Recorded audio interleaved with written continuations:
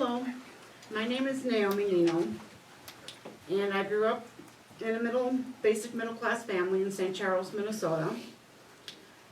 And unfortunately, my life was basically very sheltered from ever dealing with aspects of what living and surviving really would involve. I had no preparation or contact to be ready for the lifestyle and world that I would be forced into, that would involve a person needing to rely on any form of governmental aid, assistance, or funding. Shortly after I graduated from high school, which is about 30 years ago, I was the victim of a drunk driving accident. Today I'm a proud survivor of the traumatic brain injury I suffered. The drunk driver ran a red light going about 73 miles an hour, T-boned my car, put his Bronco on top of my car and tried to drive over it because he thought I was a speed bump. He'd already had his license revoked, he had no insurance. I did not have a job at the time, so I did not have insurance, and I became a welfare case. Shortly after being released from the hospital, I did apply for disability benefits and tried to receive services that were available from the county. Everything I tried to receive was denied to me. The doctors listed me as having a traumatic brain injury, but that was not accepted in Social Security disability application as being a disability. From that time on, I have been living in a body that I don't know anymore. I still have the same hopes, dreams, and aspirations, but I can't do them. And when people ask me to explain what I mean, I've come up with the explanation of I live in a body that doesn't cooperate anymore. It's like if you bent over to tie your shoelaces and your hands no longer know how to tie them, but you know how to tie them. How do you learn something that you already know how to do? How do you deal with not being able to survive and do basic living skills because your body can't perform that basic function anymore?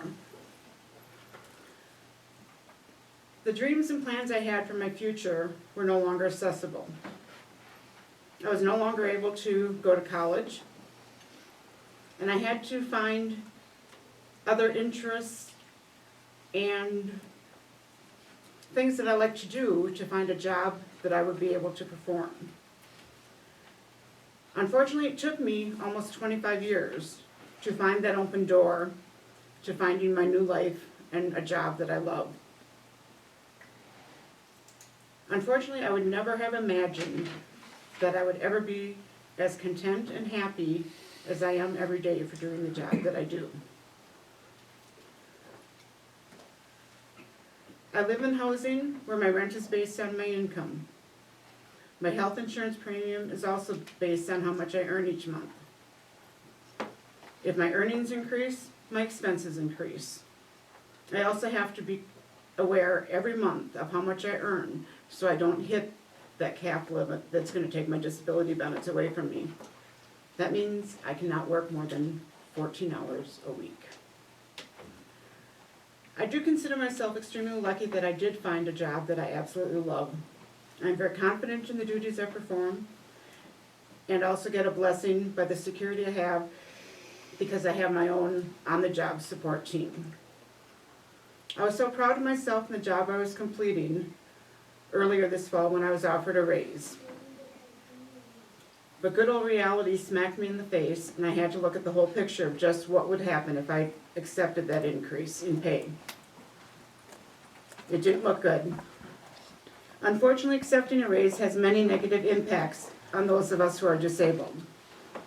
We're asked to do the absolute best that we can at our job, but if we get a raise, we get punished. If I accepted that raise, I would no longer be able to work the mere 14 hours a week that I do. I cannot work a 40-hour-a-week job, but if I ever work a 20-hour, they'll take my disability benefits away. So if I accepted the raise, I'd have to cut my 14 hours back to probably 12 hours a week. The awesome mental and emotional benefits I reap every day while I'm at work would not be there. If I accepted the raise, my monthly rent would increase at a greater amount than my income increased. My healthcare premiums would also increase at a greater amount than my income increased. The positive benefits I constantly receive from my job are far greater than what any raise in my income could ever offer me. So I begrudgingly explained to my supervisor why I had to not accept that increase. What is the point of a disabled person performing a job well done when efforts are not able to be recognized and rewarded? We are told to get out there in the workforce and be productive, but when we do a job well done, we get punished. Luckily, when I had my accident 30 years ago, I kept notes of everything that I applied for and tried to receive. And I look back at them and saw a very unsettling fact about the dollar amount that I'm able to receive on Social Security disability.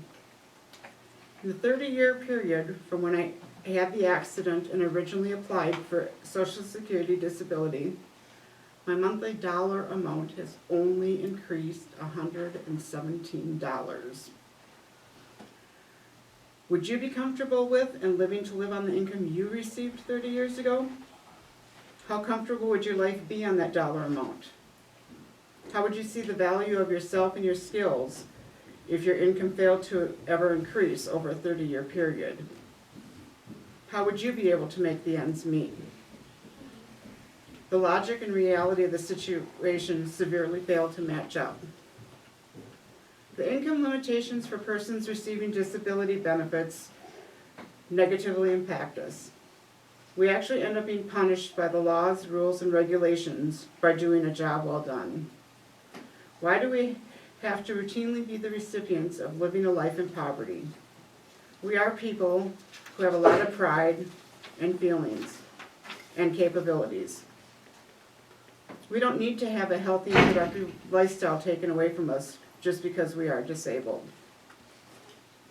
Thank you for taking the time and meeting with us tonight. Thank you, Naomi.